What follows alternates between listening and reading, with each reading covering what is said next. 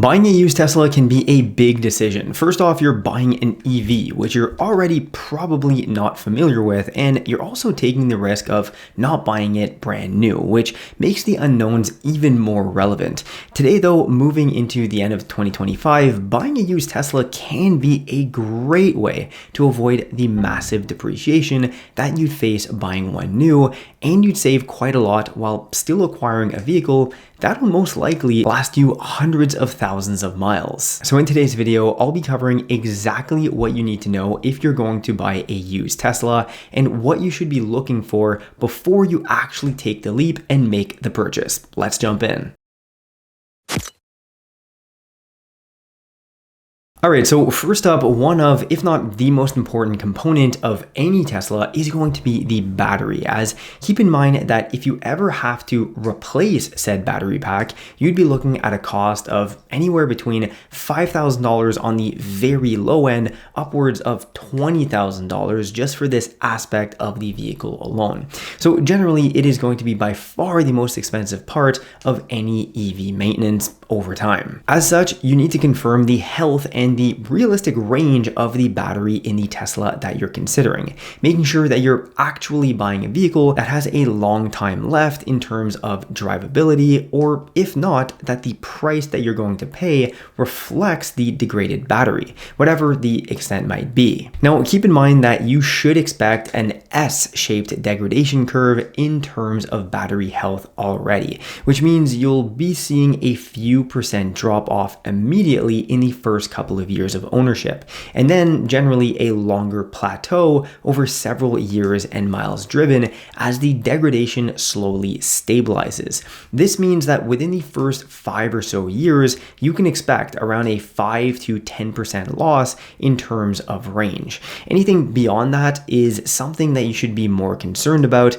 but within that range is the expected degradation curve. So if you want to check the battery health of a used Tesla that you're considering, there are 3 ways to relatively easily do this.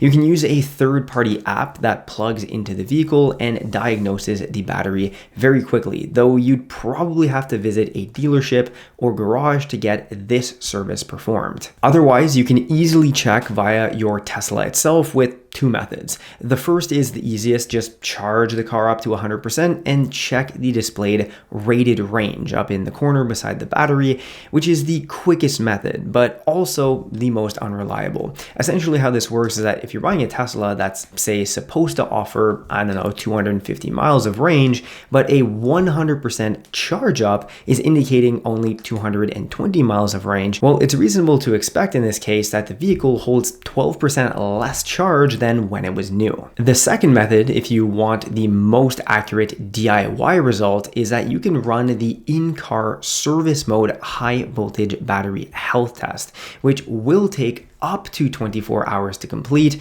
and will require that your vehicle be plugged in during the test. Once you run said test though, you'll receive a calibrated percentage result that should be extremely reliable and tell you everything that you need to know about your Tesla's battery health. In fact, I even did this test last year for the sake of a video on the YouTube channel here. It took about 16 hours from start to finish to run the test, and after, I believe at that time I had around 22,000 kilometers driven on the vehicle, and it still said that my vehicle had 98% range left, so not too bad. One of the most underrated upgrades that you can make to your Tesla before the cold weather hits is swapping out those flimsy stock carpet mats for something that can actually handle a harsh winter. Because once snow, slush, and road salt get into those OEM carpets, it can be very difficult to get them looking new again. These here are floor liners made by 3W Liners that are custom crafted with 3D laser scanning so that they contour perfectly to every curve of your Tesla's interior.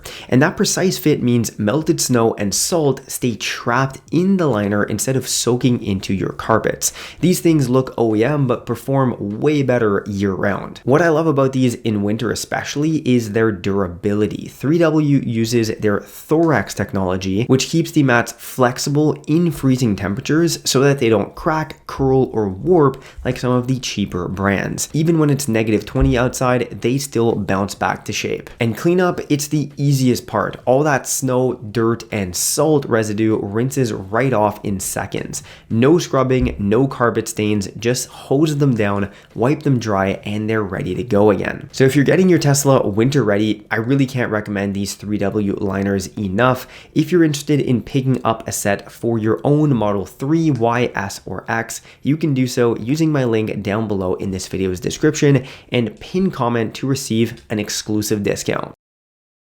Right along with the battery usage, it's important to try and get a good understanding of the history of any vehicle that you're considering buying. So make sure that you do your due diligence and ask the seller how it was used. Was it used for taxi or rideshare services? Was it a rental vehicle? Or was it simply a privately owned Tesla? If it were a rideshare, well, you'll likely see more strained usage on the seats, as well as a charging history more dependent on DC fast charging. Not only this, but it's also a good idea to take the car to a supercharger before you actually make the purchase, if you can, to confirm that the DC charging works properly as it should for the Tesla. Keep in mind that while there's no real evidence that only charging via supercharger is bad for the pack long term, as we've discussed a few times on the channel looking over research data, well, a vehicle that was more commonly charged this way might not have stayed within the proper charging range though, state of charge, for the model, depending on the battery type, which is something else to consider. Basically what I'm saying here is that if it's a rideshare service vehicle, well, chances are they have charged it up to 100%, a heck of a lot more than everyday user vehicles such as myself and potentially yourself as well. And if they are running an NCA or NMC battery, that is not recommended to bring it up to 100% all the time. So just something to keep in mind. Next up, this is a big one. Always check the warranty status of the used Tesla and compare it to the actual warranty range for the model in question. Because depending on which Tesla you're buying, this situation can differ. So when it comes to the Model 3 and the Model Y rear wheel drive, which actually for the record, they don't even sell those in North America anymore at the time of filming this video, but you'd be looking at around 8 years or 100,000 miles driven, whichever comes first. That is the warranty for the battery and drive unit, and it has to stay above a 70% minimum battery capacity. Below that level, and Tesla considers that the battery has been mistreated and essentially falls out of warranty. For the Model 3 and Model Y long range and performance trims though, you'll be looking at 8 years as well, or 120,000 miles driven, whichever comes first. And again, you'd be looking at a 70% minimum capacity here. So just keep all of this in mind. For the Model S, Model X, and Cybertruck though, you'd also have 8 years, but up to 150,000 miles, same 70% threshold. So that's why I'm mentioning it here, because every model and trim has a different warranty. Now, when buying a pre-owned Tesla though, the balance of original battery and drive unit limited warranty still applies for pre-owned vehicles. And because warranties differ quite a bit from model to model, you'll want to check all of the service invoices for the vehicle that you're considering, which for the record can all be found in the seller's service tab on their mobile application to make sure that you know what's been done to the car in question, what warranties are still in place, and what costs you need to be prepared for going forward. Bottom line, just make sure you ask for records before buying. Any reliable owner should be able to provide these records, and it'll help you potentially avoid costly mistakes down the road. Avoid being a Nico Leonard here.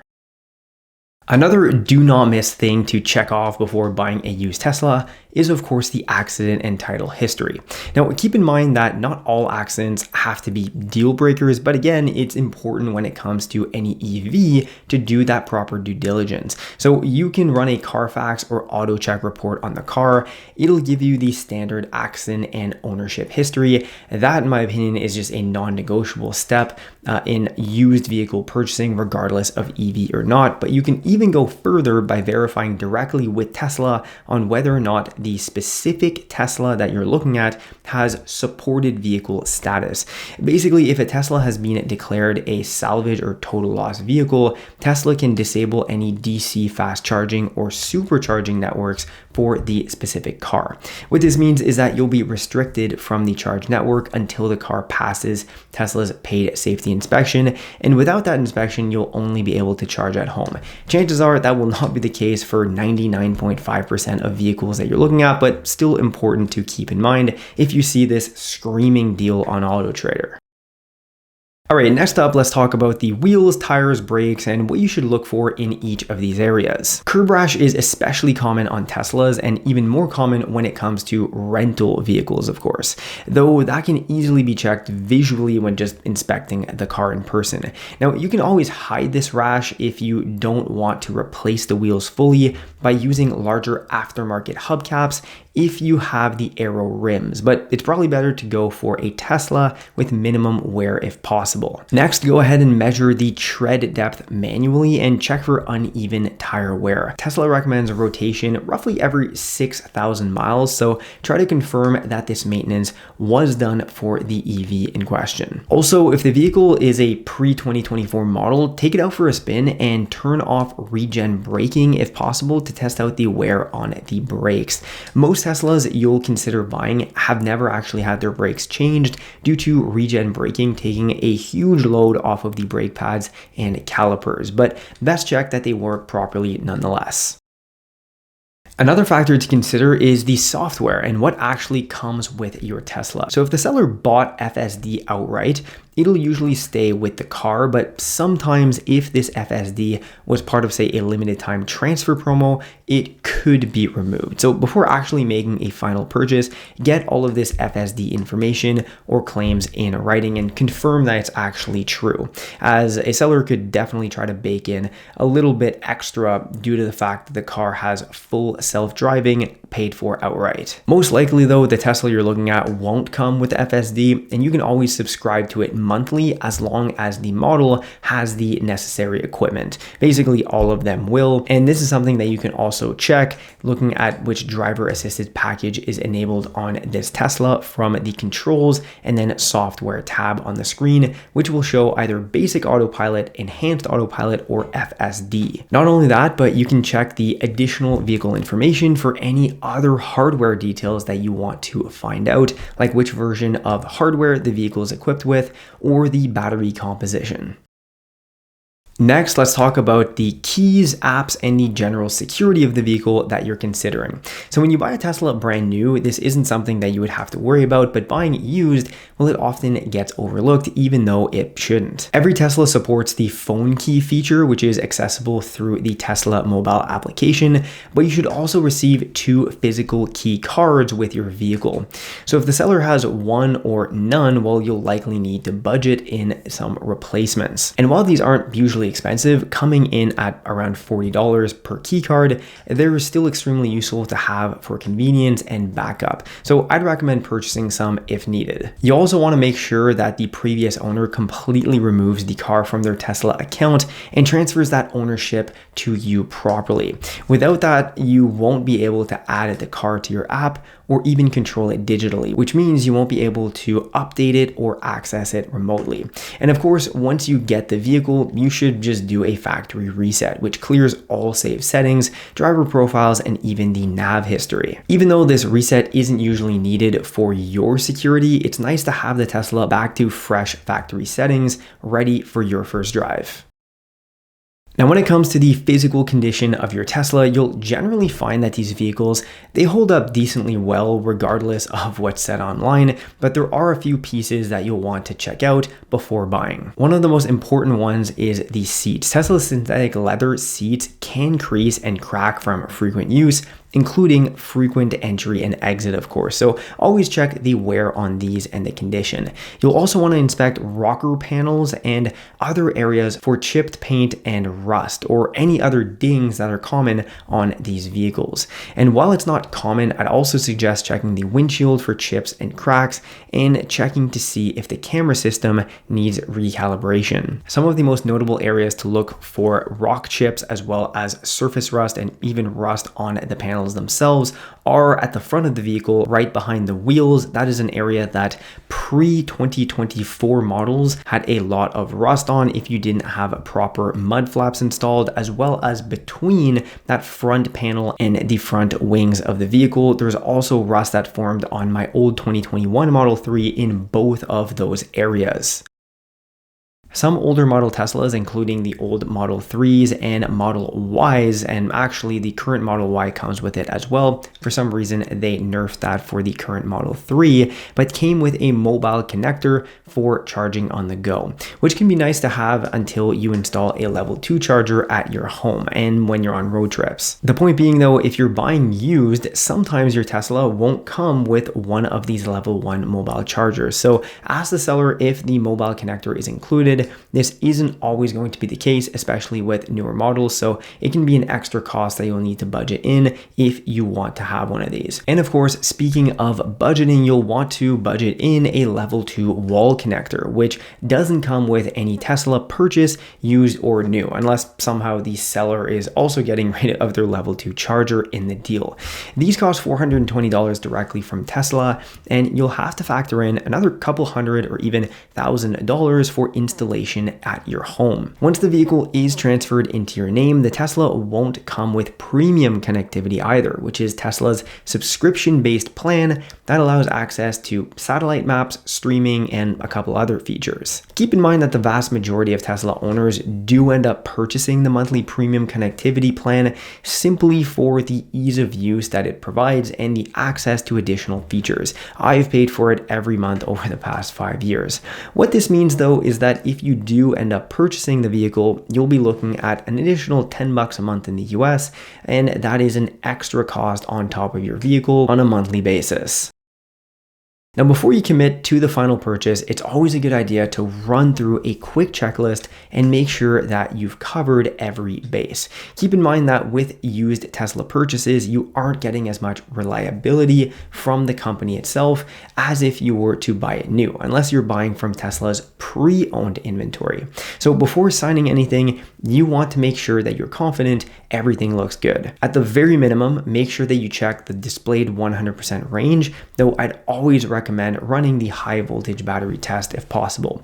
Check the warranty, check the charging history and verification, and check the title and accident history to make sure that your Tesla is in good standing. And when it comes to the physical health of your Tesla, well, it's not as complex as inspecting a traditional gasoline vehicle, since there are far fewer moving parts and fewer pieces that typically need replacing over time. Still though, it's a good idea to check seats, panels, wheels, tires, and cameras for any signs of wear and tear. And hey, if you choose to buy a new one instead because you'd rather the peace of mind of a never driven vehicle, make sure to pick up one of my $5 delivery day checklists over on my website. Thanks a lot for watching this video. If you did, make sure to drop a like and subscribe to this channel. I post at a minimum once every Saturday and sometimes even on Wednesday. And if you want to continue supporting the channel by purchasing some accessories for your Tesla, check out my Amazon storefront down below in this video's description, as well as my affiliate link over to 3W Liners. They offer some great floor mats, and all of that costs you nothing extra, and I get a tiny kickback